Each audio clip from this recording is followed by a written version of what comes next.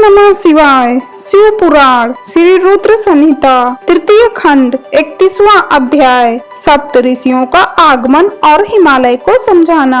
ब्रह्मा जी बोले, ब्राह्मण के रूप में पधारे स्वयं भगवान शिव की बातों का देवी मैना पर बहुत प्रभाव पड़ा और वे बहुत दुखी हो गयीं। वे अपने पति हिमालय से कहने लगी कि इस ब्राह्मण ने शिव जी की निंदा की है। उसे सुनकर मेरा मन बहुत खिन्न हो गया है। जब भगवान शिव का रूप शील और कुत्सित है तथा सभी उनके विषय में बुरा ही सोचते हैं और उन्हें मेरी पुत्री के सर्वथा अयोग्य मानते हैं, तो मैं अपनी प्रिय पुत्री का हाथ कदापि उनके हाथ में नहीं दूंगी। मुझे अपनी पुत्री अपने प्राणों से भी अधिक प्यारी है। यदि आपने मेरी बात नहीं मानी तो मैं इसी समय विष खा लूंगी और अपने प्राण त्याग दूंगी। साथ ही अपनी बेटी पार्वती को लेकर इस घर से चली जाऊंगी। मैं पार्वती के गले में फांसी लगा दूंगी, उसे वनों में ले जाऊंगी अथवा किसी सागर में डुबो दूंगी, परंतु किसी भी हालत में उसका ब्याह नागधारी शिव के साथ नहीं होने दूंगी। यह कहकर देवी मैना रोती हुई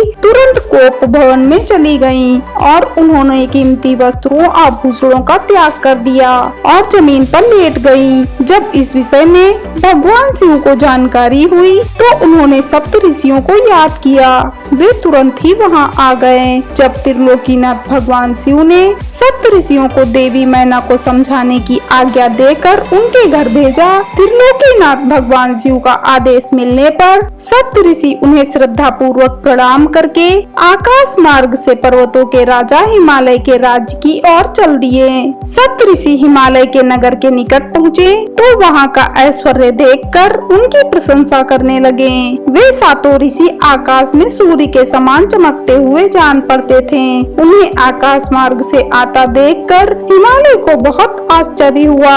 शैलराज सोचने लगे कि इन तेजस्वी सप्त ऋषियों के आगमन से आज मेरा संपूर्ण राज्य धन्य हो गया। तभी सूर्य तुल्य तपस्वी सप्त ऋषि आकाश से उतरकर पृथ्वी पर खड़े हो गए। गिरिराज हिमालय ने दोनों हाथ जोड़कर अपना मस्तक झुकाकर आदर पूर्वक उन्हें प्रणाम किया और उनका पूजन तथा स्तुति की। तत्पश्चात गिरिराज हिमालय ने कहा कि आज मेरा घर आपके चरणों की रज पाकर पवित्र हो गया है। मेरा जीवन आपके दर्शनों से धन्य हो गया है। फिर आदर पूर्वक हिमालय ने सप्त ऋषियों को आसनों पर बिठाया। हिमालय बोले, आज मेरा जीवन सफल हो गया है। आज मेरा सम्मान इस संसार में बहुत बढ़ गया है। जिस प्रकार अनेक तीर्थों के दर्शनों को पुण्य कमाने का स्रोत माना जाता है, उसी प्रकार आज भी मैं पवित्र तीर्थों के समान वंदनीय हो गया हूँ। हे ऋषिगणों, आप साक्षात भगवान विष्णु के समान हैं। आपने हम दीनों के घरों की शोभा बढ़ा दी है। आज मैं स्वयं को संसार में सबसे महत्वपूर्ण व्यक्ति मान रहा हूँ। यद्यपि मैं एक तुच्छ अदना सा मनुष्य हूँ, फिर भी मेरे योग्य कोई सेवा हो तो मुझे बताएं। आपका कार्य करके मुझे हार्दिक प्रसन्नता होगी। सप्त ऋषि कहने लगे, हे शैलराज, भगवान शिव इस संपूर्ण जगत के पिता हैं। वे निर्गुण और निराकार हैं। वे सर्वज्ञ हैं। वे परम ब्रह्म परमात्मा हैं और वे ही सर्वेश्वर हैं। वे ही इस जगत का आदि और अंत हैं। आप भली भांति त्रिलोकीनाथ भगवान शिव के विषय में सब कुछ जानते ही हैं। वे भक्त वत्सल हैं और सदा ही अपने भक्तों के अधीन हैं। तुम्हारी परम प्रिय पुत्री देवी पार्वती ने भगवान शिव को अपनी कठोर तपस्या से प्रसन्न करके अपना मनोवांछित वर प्राप्त कर लिया है। उन्होंने प्रभु शिव को पति रूप में पाने का वर प्राप्त किया है। जिस प्रकार भगवान शिव को इस जगत का पिता माना जाता है, उसी प्रकार शिवा जगत माता कही जाती हैं। अतः आप अपनी कन्या पार्वती का विवाह महात्मा शिव शंकर से कर दीजिए।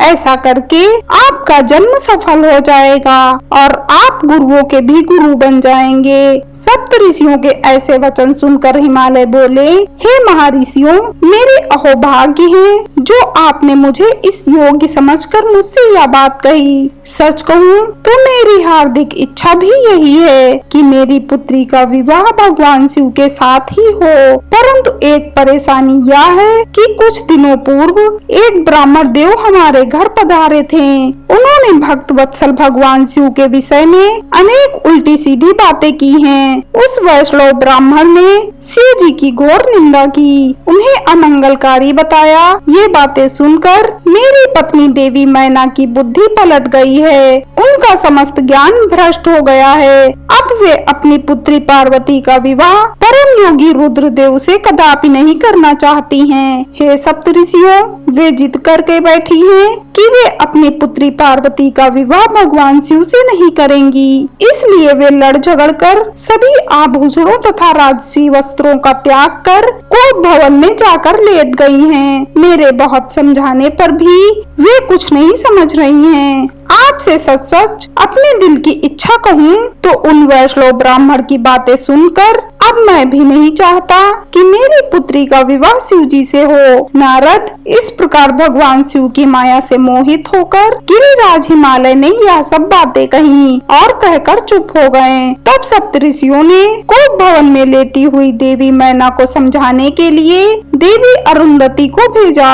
अपने पति की आज्ञा पाकर देवी अरुंधति उस कोप भवन में पहुंची, जहां देवी मैना रुष्ट होकर पृथ्वी पर लेटी हुई थी और पार्वती उनके पास ही बैठकर उन्हें समझा रही थी। साध्वी अरुंधति बड़े ही मधुर स्वर में बोली, देवी मैना उठिए, मैं अरुंधति और सप्तऋषि तुम्हारे घर पधारे हैं। देवी अरुंधति को वहां अपने कक्ष में देखकर देवी मैना उठकर बैठ गईं और साक्षात लक्ष्मी के समान उन परम तेजस्विनी को देखकर उनके चरणों में अपना सिर रखकर बोली, आज हमारे घर में ब्रह्मा जी की पुत्र वधू और महर्षि वशिष्ठ की पत्नी अरुंधति सहित सप्त ऋषियों ने पधार कर हमें किस पुण्य का फल दिया है। आपके आने से हमारा कुल धन्य हो गया है। मैं आपसे यह जानना चाहती हूँ कि आपके इस तरह यहाँ आने का उद्देश्य क्या है। देवी मैना के ऐसे कहने पर देवी अरुंधति मुस्कुराई और उन्हें समझाकर कोप भवन से बाहर उस स्थान पर ले आई जहाँ सप्त ऋषियों सहित गिरिराज हिमालय बैठे हुए थे। तब देवी मैना को वहाँ आया देखकर श्रेष्ठ और परम ज्ञानी सप्तऋषि भगवान शिव को मन में स्मरण कर समझाने लगे। सप्तऋषि बोले,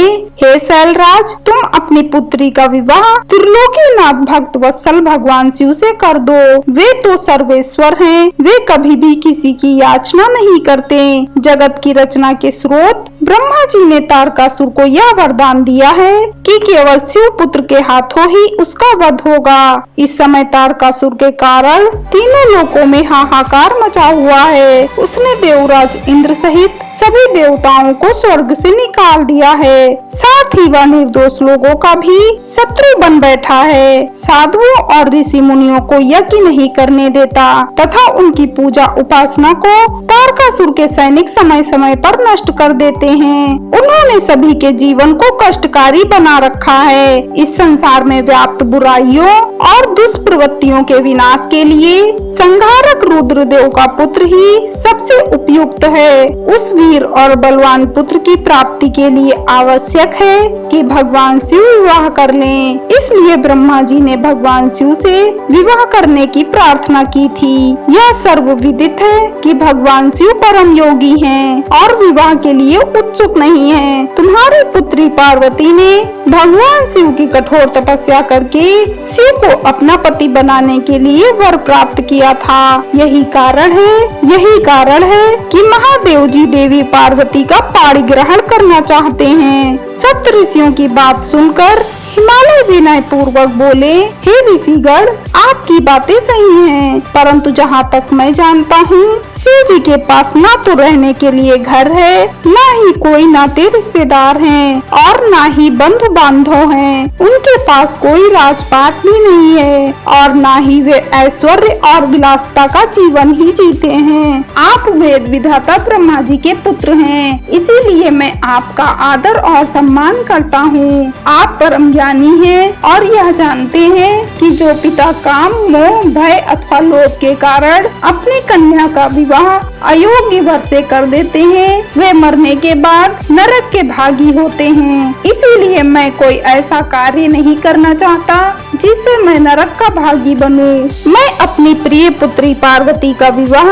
स्वेच्छा से कभी भी शूलपाण शिव के साथ नहीं करूँगा। यही मेरा और मेरी पत्नी मैना दोनों का फैसला है। हे महर्षियों, आप परम ज्ञानी और समझदार हैं, इसीलिए हमारे उचित विधान को बताकर हमें कृतार्थ करें। हर हर महादेव।